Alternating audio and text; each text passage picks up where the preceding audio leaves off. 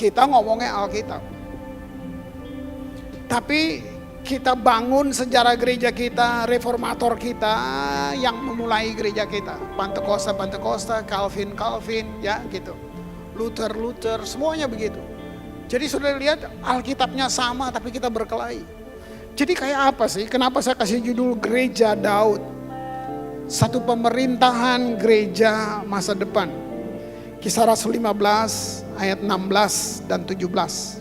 Aku akan kembali dan membangun kembali pondok Daud yang telah roboh. Jadi Tuhan sedang menunggu satu gereja yang siap untuk menjadi tabut perjanjian di tengah-tengah gejolak masa sukar seperti ini. Prophetic church bukan gereja yang bilang that says the Lord. Prophetic people bukan orang yang berdiri lalu bernubuat. No. Prophetic people artinya waktu Tuhan bergerak ada orangnya di situ. Ada orang yang siap untuk menyambut apa yang Tuhan mau. Gereja perlu jalankan agenda Tuhan, bukan agenda gerejanya. Dunia ini sudah bosan dengar khotbah, dunia sudah letih dengar khotbah. Gereja harus menjadi ekspresi Tuhan Yesus yang penuh kemuliaan di muka bumi. Kenapa manusia berharga? Karena yang berharga dari Tuhan ditaruh di dalam saudara dan saya. Namanya kemuliaan. Gereja menjadi instrumen yang membuat semua musuh jatuh di bawah tumpuan kakinya. Nah, kualitas apa yang Daud bangun sampai Tuhan bilang, aku akan bangun yang gitu lagi. Nah, siapa Daud? Orang yang biasa tertolak di rumahnya. Tidak memenuhi syarat untuk banyak hal. Para teolog berdebat, semua diskusi tentang Daud. Ada yang meragukan bahwa dia anak sungguh atau anak pungut. Dari Mazmurnya yang mengatakan sekalipun ayah dan ibuku meninggalkan aku. Jadi memang sudah dianggap begitu aja. Acara penting gak pernah Nabi mau datang, sekali-kalinya datang, Daud dilupain. Kabar baik buat saudara. Kalau Tuhan mau pakai saudara, dia gak butuh riwayat hidupmu. Dia gak perlu CV kamu. Sekarang saya coba kalian kritis sedikit. Ada yang tahu Daud sekolah di mana? Sekolah sastra di mana? Kuliah di mana Daud? Anak gembala miskin. Kamu lebih pintar dari Daud.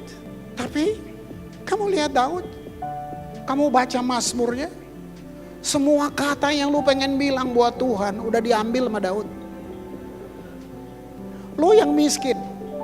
Daud keren. Marah aja keren.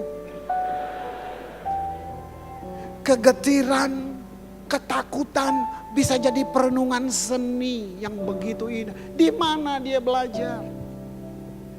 Kualitas ini yang bikin Tuhan, gue mau gereja kayak gini. Tuhan sedang cari di generasi Heart of David. Tuhan gak cari performance, no. Enggak, feel, gak ada. Waktu Daud petik kecapi, roh jahat keluar. Yang kita tanya, tuh kecapi merek apa? Beli di mana tuh? Kamu tahu Daud menjadi elemen sorga. Waktu kecapi dipetik, sinyalnya ketemu. Jenis sinyalnya sama. Bahasa roh gak membangun jemaat, saudara.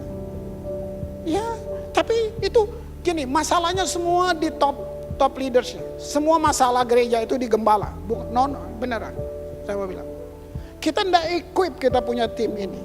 Kita kasih job buat mereka. Oke, main ya. Tolong ya. Saya berkati kalian. Tapi habis itu, tadi nggak ngangkat. Mau ngangkat apa Pak? Nggak naik penyembahannya, mau naik kemana? Dia nggak pernah duduk, buka benar-benar semua. Apa worship? Dia pikir, kamu pikir ini apa? Ini arena perang. Kalau saya seseorang naik, saya sedang dorong dia ke perang terbuka. Maka kamu lihat tim ini paling sering disikat dengan segala masalah yang masuk akal. Harus masuk akal. Nah, gembala gak mau pikir itu. Gak apa-apa kalau tersinggung aja gitu ya. Gitu. Singa datang mau makan, kambing cuma 3. Singa datang mau makan, dibunuh singanya. Dikejar singanya. Kalau gua kambing 3, singa datang, ambil nih, makan. Makan. Mau melayani, lihat Daud. Bagi Daud, tanggung jawab lebih penting dari promosi. Dia cuma berpikir seperti itu. Nggak ada dalam mimpinya. Tuhan kirim nabi hanya untuk tunjuk dia, there is a king inside of you. Daud menyenangkan hati Tuhan 33 tahun. Alkitab mencatatnya. Hanya ada 3 orang yang dapat sertifikat dari sorga. 1 perjanjian baru, 2 di perjanjian lama. Perjanjian baru Yesus, sertifikatnya berkenan kepada Allah. Di perjanjian lama Daud dan Henok. Mari saya kasih tahu, ini cuma kesimpulan saya dari semua literatur yang saya bedah. Saya pelajari Daud, orang ini gagal sesering dia berdiri. Tapi dia punya sertifikat seperti itu. Henok, apa yang kamu tahu tentang Henok? Apakah Henok bernubuat? Apakah Henok nabi yang mengajar? Henok bikin apa dia? Alkitab nggak catat satu pun prestasi Henok, kecuali ini dibilang, and Enoch walk with God. Jadi sebenarnya yang Tuhan rindukan dengan Tabernacle of David adalah hubungan. Lalu lu pikir asal lu nyanyi Tuhan bilang itu penyembahan? No! Penyembahan tidak terjadi karena kamu tidak punya hubungan. Jadi semua penyembahan gereja batal atau fatal. Yesaya menulis mereka memuliakan Allah dengan bibirnya, tapi hatinya jauh daripadaku. Definisi sendiri, di setiap gerejamu, kamu bangun panggung apa mesbah? Panggung membuat kita menuntut. Mesbah membuat kita rela meletakkan. Kalau masih ada tuntutan di sini, kamu nggak pikirin kepentingan Tuhan, kamu sedang pikir kepentingan kamu masing-masing.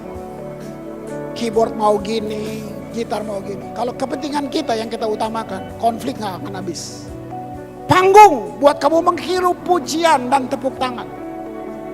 Mesbah sunyi dari penghargaan.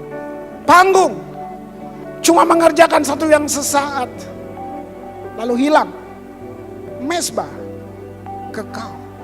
Panggung satu kebanggaan. Mesbah ekspresi tahu diri. Panggung membuat kita merasa penting. Mesbah membuat kita tersungkur dan gemetar. Cuma bilang I am yours. Panggung tempat bintang beraksi. Bau kedagingan menyengat. Sekalipun ditutup dengan parfum yang paling mahal, tetap tercium. Tetapi mesbah, bau daging yang dibakar, ditaruh di atas air mata. Jangan menghina air mata penyembahan. Air mata orang yang menyembah tidak jatuh di lantai, ditampung dalam kirbat Allah. Ada beberapa kata Ibrani dalam penyembahan. Yang pertama disebut syaka. Syaka diterjemahkan sujud, tunduk, berlutut, tiarap. Itu semua sikap kasih. Kalau orang itu nggak nyembah, masalah dia, bukan masalah yang di sini. Berarti kamu udah punya hubungan. Kenapa lu nangis? Nggak pernah kan Bele bilang, mari saudara, pada hitungan ketiga kita menangis. Satu lagi, latreo. Apa latreo? Hadiah. Jalan masuk kepada Tuhan namanya the blood of Jesus. Bukan penyembahan. Tapi penyembahan adalah hadiah yang kamu bawa ke Tuhan. Seseorang tidak boleh menghadap raja dengan tangan hampa. Nah pikirin, makanya kamu kemasin yang benar dong. Kamu mau kasih hadiah buat raja. Tapi kita terjebak dengan teori memanggil-manggil Tuhan. Mari, semua bilang wow. Buah dari keintiman namanya pertukaran hati. Nah ini gak bisa dipaksa, gak bisa dibilang. Worship leader bukan motivator. Worship leaders inspirator. The way you worship, orang bilang, kok dia beda banget, kok mau kayak dia deh. Itu. Satu lagi bahasa Ibrani bilang, sebomai. Kata sebomai sebenarnya kekaguman. Mendekap dalam kekaguman. Gereja kehilangan kekaguman. Gereja kehilangan ketulusan. Gereja penuh dengan teatrikal. Mari salamin 2000 orang. Jemaatnya cuma 100. Yang terakhir apokatastasi, kembali pada bentuk sebelum manusia jatuh. Di mana manusia diciptakan? Di Eden. Arti Eden, spot of the presence. Berarti nafas pertama manusia in the presence of God.